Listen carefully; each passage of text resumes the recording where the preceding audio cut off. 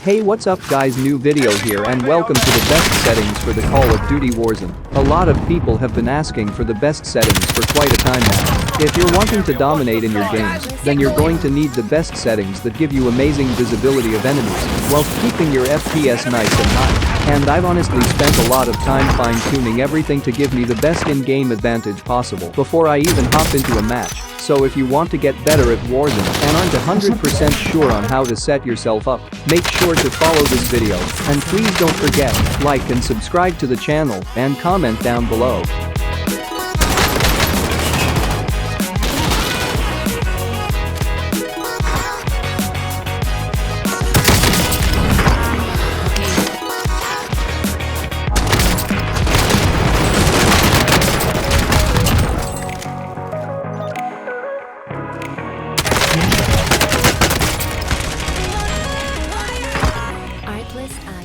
First of all, let's start with the brightness settings, as this is the biggest issue with Warzone players. Before it gets too dark and really hard to see the enemies, then it becomes easy to see, and I will give you two solutions to solve this problem. I have secretly discovered a setting in the display settings. Go to the screen, click on the start button, then click on settings, then click on system.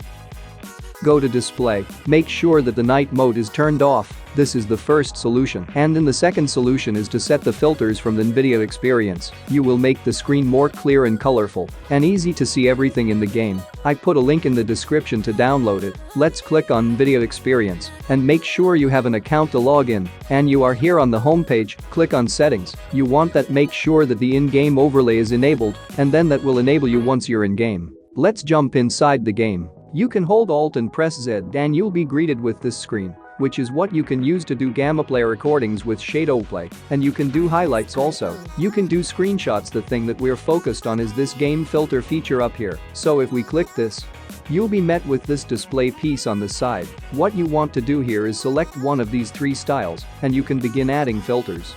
Now the three we're going to use, and I'm just going to add them in now, are going to be color, music licensing reimagined, sharpen, and brightness and contrast. So you'll already see that the game will look a little bit different on the right here. I will show you the settings. In color, 0 tint color, 0 intensity, also 0 temperature, 100 vibrance, and in here, 60 sharpen, and 100 ignore film grain. And in brightness and contrast, there's 0 exposure, 31% contrast, -5 highlight, -80 shadows, and then +10 gamma. Or, you can use just color and brightness and contrast. Or, just color, see your best and comfortable looks and use it. I hope we are here solved the brightness settings. Let's hop into the game settings. Now the first setting that strongly influences your in-game performance is the field of view. Now commonly you would expect that a low field of view would yield high frames per second, whereas a high field of view would give you low performance, as more has to be drawn on the screen. However, in modern warfare Warzone this doesn't quite work this way. Interestingly, as you can see from this comparison, the higher field of view that we choose, the higher performance we get in-game. In my opinion, keep this to 120 for high performance. While we're in this tab, here's a short tip: make sure to enable skip introduction movie in order to not always get blasted by a modern warfare logo whenever you start this game. Next, if you're not already, make sure you've got your mini-map shaped to the square. You get a lot more minimum coverage, which is going to help make you make better decisions in-game. When going to the graphics tab, the first option that we have is the display modes. Now in my system, the only mode with significantly different performance was the windowed modes. There I lost about 5 FPS of my performance, whereas with the other options I had exactly the same performance. Now personally prefer full screen extended window, as I can L-tap super fast in and out of the game without actually having to reload the game. Next, I'm obviously used my primary graphics card and then ran the resolution of 100. Aspect ratio I keep at automatic, and VSync is disabled. Custom frame rate limit I keep on unlimited. I did a test with custom. Here I didn't see any noticeable difference in performance. nvidia highlights I keep on disabled, as I anyway have nvidia shadow play running in the background all the time. Now with shadow play enabled, putting this to enabled doesn't give you any performance difference whatsoever. On the other hand, disabling shadow play itself does give me a 5 FPS boost in performance. Keep NVIDIA Reflex low latency at enabled and boost. Now whenever you do reinstall new NVIDIA drivers, then it is recommended to restart the shader installation progress. Otherwise don't touch this option. Display gamma you want to put on sRGB, as most of you guys are probably playing on regular computer monitors. Now let's talk about texture resolution. My recommended solution here is to use normal texture resolution, as it gives you a nice image quality, while at the same time not overwhelming your game with too many high resolution textures. But if you want performance, keep this on low. For anisotropic filtering, I see about a 1 FPS drop in performance when going to normal, so this is 1 FPS, and then once again these same performance when going to high. In my opinion there is basically no performance difference between normal and high, and therefore you might as well use high as it just looks much better in game. Next comes a bit of an alt quality setting, and that is the particle quality.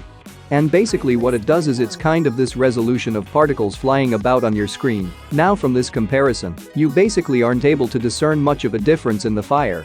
However, at the same time I'm getting about 2 FPS higher performance with high settings, so this is actually quite counterintuitive, but by setting particle quality to high, you might gain a few FPS. Bullet impacts and sprays obviously has absolutely no impact on your performance, so you might as well enable it. Both tessellation options make me lose about 3 FPS in terms of performance differences, so you might as well set it to all. On-demand texture streaming keeps this disabled, and the streaming quality is low. But if you want to stream, you can keep these two streaming options enabled and high. Next let's move to the shadow map resolution. On screen you can see once again a comparison between the shadows on low, normal, high, and extra, and as you can see setting the shadow map resolution to a higher value actually makes you drop quite a significant amount of frames. So unless you like to stare at your own or your teammates' shadows, set this to normal and move on. Next comes cachebot shadows, and from my testing, I see absolutely no difference in performance when this is enabled or disabled, so you might as well enable it in case that it might actually benefit you in terms of performance down the line. On the other hand, cache sun shadows actually gives me about a 4 FPS boost in performance, so you definitely want to make sure to enable this option. Particle lightning is basically no difference in between these different options.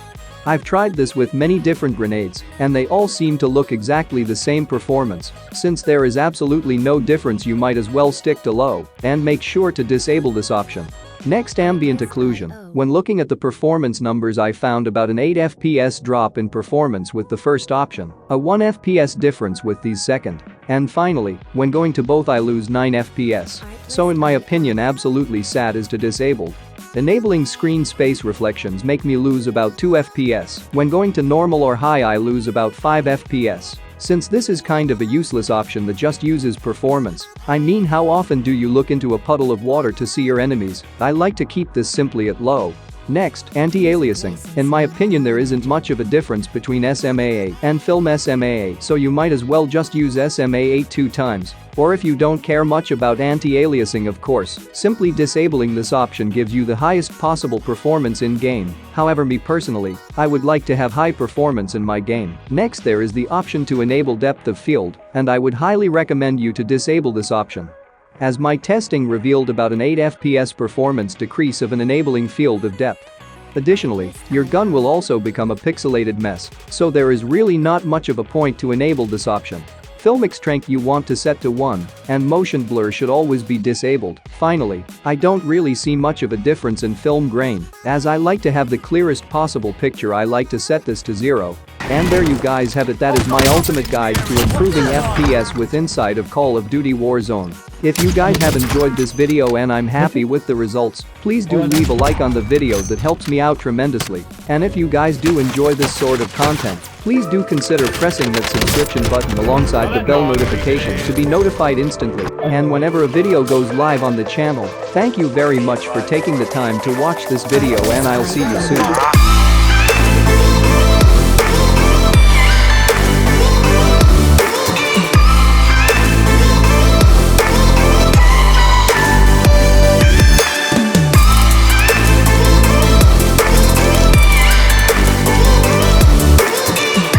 Music licensing reimagined.